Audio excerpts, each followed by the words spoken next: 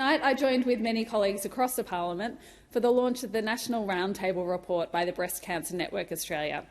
Making metastatic breast cancer count, a way forward, calls for all people with metastatic breast cancer to be consistently counted on cancer registries. It seems like such a simple thing for those of us not familiar with it, but it is so important because, of course, without good data, we are, in a way, fighting in the dark. Last year, BCNA estimated that over 10,500 people are living with metastatic breast cancer in Australia. However, this is a conservative estimate, and the actual figure is likely to be significantly higher. So I pay tribute to BCNA and all who came together to do this work and launch the report, particularly all the women personally affected by metastatic breast cancer. The report follows a national roundtable that brought together leading cancer and data experts to discuss the state of play in Australia and the way forward. It discusses the importance of collecting cancer stage and recurrence data so that there is an accurate number of how many Australians are living with metastatic breast cancer. The report makes several other recommendations, including forming an Australian Cancer Data Alliance that can help in leading and implementing national minimum standards for data collection, increasing the funding of resources and staffing at state and territory cancer registries where needed, and improving the ability of cancer registries to consistently collect stage and recurrence data with improved data linkages to health providers.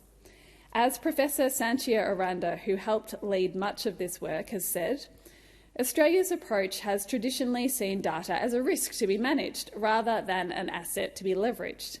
Let us hope the momentum generated through this conversation will be a catalyst for lasting change. Deputy Speaker, earlier this month, the Minister for Health launched the landmark Australian Cancer Plan, which aims to improve prevention, screening, treatment and management of all cancers for Australians, regardless of their background or where they live. It is a very important plan and it covers all cancer types across the whole cancer journey, from prevention and early detection to treatment, recovery and end-of-life care.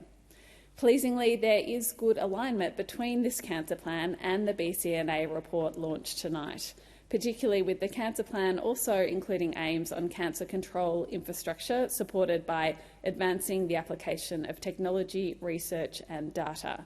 And I was so pleased to hear the Assistant Minister for Health at tonight's launch say that the government will respond to the BCNA report very shortly. Deputy Speaker, if it's not already abundantly clear, I am delivering this speech tonight on behalf of my very good friend Peter Murphy, the member for Dunkley. And I do wish that she was here to do it herself, but I'm also very aware that she'll be looking at the Hansard to check that I acquit it properly. There is obviously no fiercer advocate for this work and for providing support for those with metastatic breast cancer than the member for Dunkley. And as she has said, as someone living with metastatic breast cancer, I want to be a voice for those who feel invisible and as if they don't count. For health service providers and policymakers to plan cancer services and support, we need to know just how many of us are living with metastatic breast cancer. The member for Dunkley has more than achieved that goal of being a voice for those with metastatic breast cancer, and the attention this report is getting is a testament to that. She is absolutely a fierce advocate in this and in all of the work she does. So thank you to the BCNA who put so much work in this, and thank you to the member for Dunkley.